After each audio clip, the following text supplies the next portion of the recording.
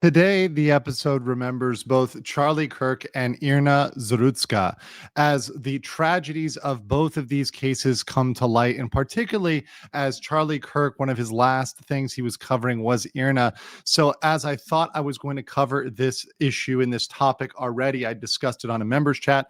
I decided to bring this to a fast facts, to a live, and discuss it wholly. So, I think it is entirely appropriate that I cover these together because at this point, it seems they are inexorably intertwined. Of course, this is a legal mindset where I teach you to be your own judge. I'm Andrew Esquire, American attorney. And once again, it's a somber day. It's a day in which I'm really not going to tell too many jokes because this is a very serious topic.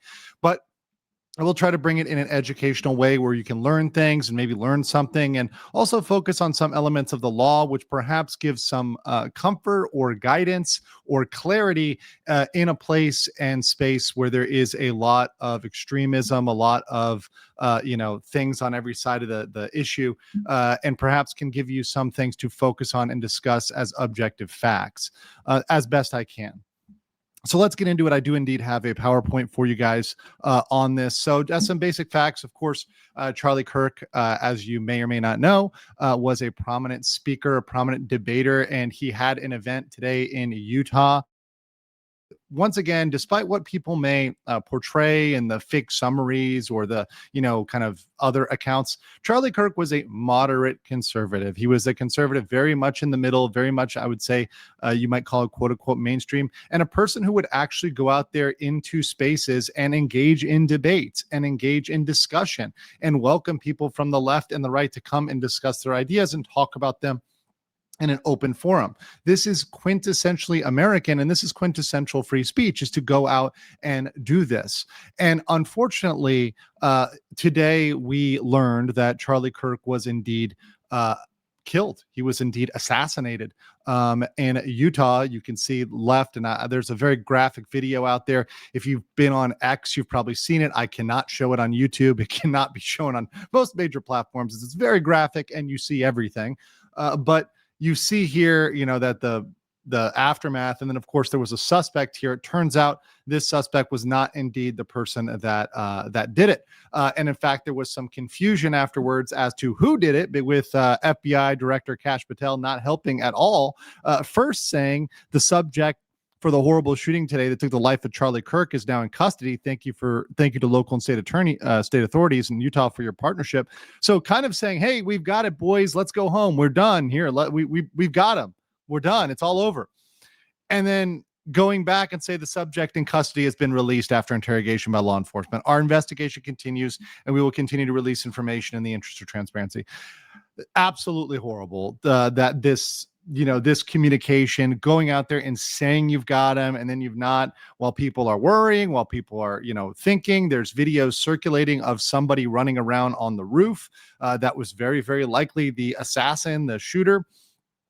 There's pictures out there floating of the rifle. Once again, I'm filming this in morning Asia time, so this is PM in the US. So details may change, more information may come in throughout the day, but as of the filming of this video, still do not have a 100% positive. And one thing I want to bring up from the law is that death penalty is definitely on the table. This is in Utah, and Utah has two methods: lethal injection and firing squad. But when firing squad is not practical or not available, they can go with firing squad. And what has happened is a lot of the providers of the chemicals that are used for lethal injection actually refuse to provide them to the states, which is one way they're holding up the death penalty and capital punishment. Well, Utah said, hey, well, we're just going to go ahead with the firing squad. And in fact, you can see here in a news article, they were actually ready to do that just this month in September. So, they've got that on the table. So as you might say, live by the bullet, die by the bullet, kind of the modern version of live by the sword, die by the sword, is very much still in the legal code of Utah. So that very much is still on the table. So going to Charlie Kirk, the reason why I wanted to cover Iryna Zarutska is because this is the last thing, the literal last major topic he talked about. And he was passionate about this. In fact, this was the last major post he had. which now has millions and millions of views. If you want things to change, it's 100% necessary to politicize the senseless murder of Iryna Zarutska, because it was politics that allowed a savage monster with 14 priors to be free on the street to kill her.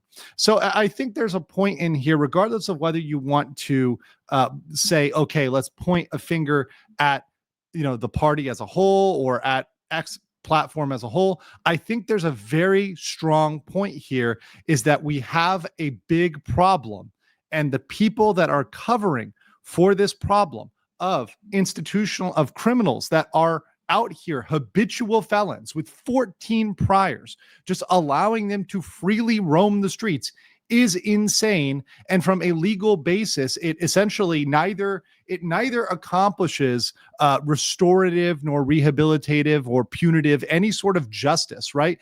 It doesn't get justice for the victim. It doesn't rehabilitate the person. If you're just catch and release, they're not feeling any consequences at all. They're just going out and offending and offending and offending and offending. And this is a very, very, very valid point. And you're seeing people out here, such as the official BLM account, and that's not the base legal mindset, of course, quite the opposite, justifying the murder, saying that people have a right to violence.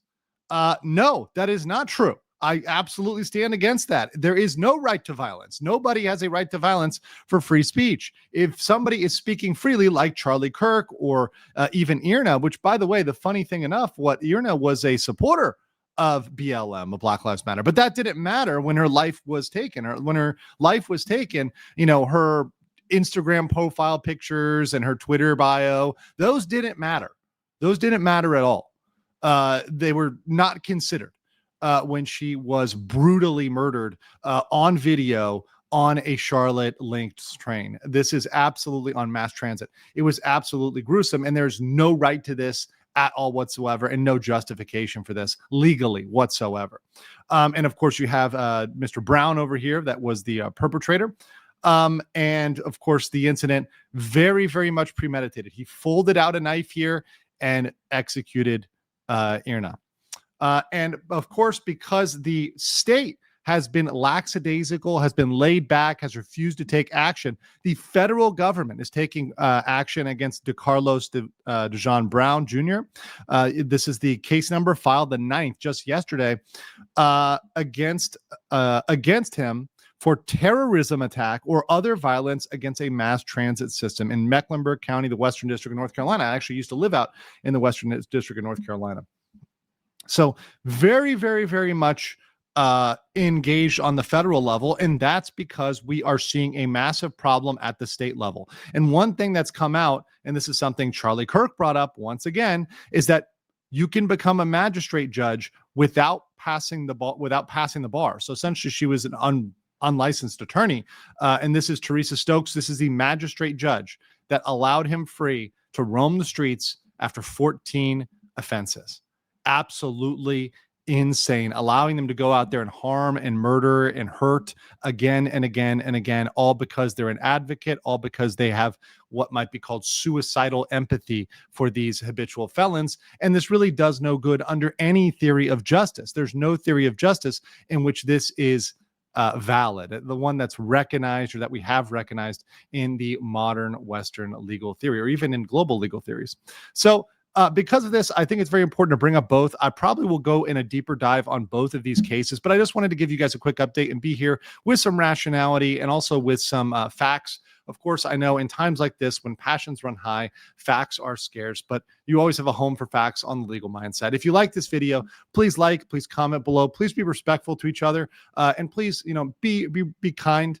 Charlie Kirk was a person that was reasonable, that was kind, that was thoughtful, and he would want folks to echo the same in his memory. And Iryna also seemed like the same sort of person. So guys out there, be respectful, be kind to each other, and I will catch you all on the next one.